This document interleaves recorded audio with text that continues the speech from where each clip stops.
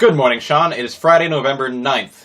Now, since you told a true and funny story in your last video, I feel like I should tell a true and funny story in this video, which is weird because when I write a song, you don't seem to feel like you should do math. I mean, I'm going to school to learn how to do music-y things, and you're going to school to learn how to do mathy things, so wouldn't that be the natural exchange? Have you made any interesting graphs lately? What do you do with math? By the way, Seal Trotters, if you're hearing a bunch of strange sounds throughout this video, that's the sound of my apartment being heated.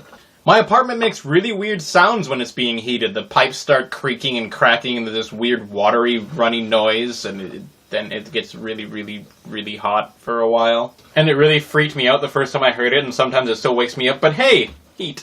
Anyway, Sean, I've never been hunting, although I am pretty good with guns, but I have been on a few fishing trips, and the story I'm gonna tell is from the first fishing trip I ever went on when I was 13.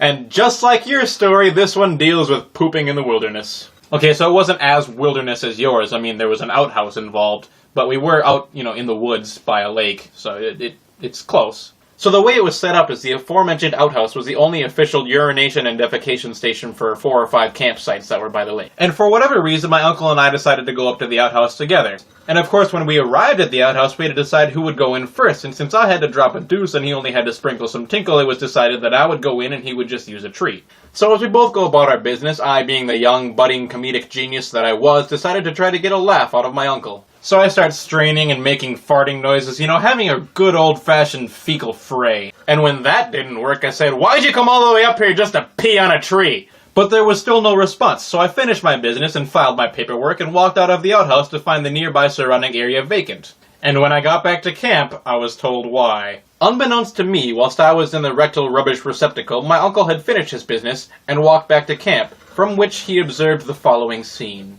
After he had left, and while 13-year-old me was still trying to get his attention, my uncle watched an RV pull into the campground and park in front of the outhouse.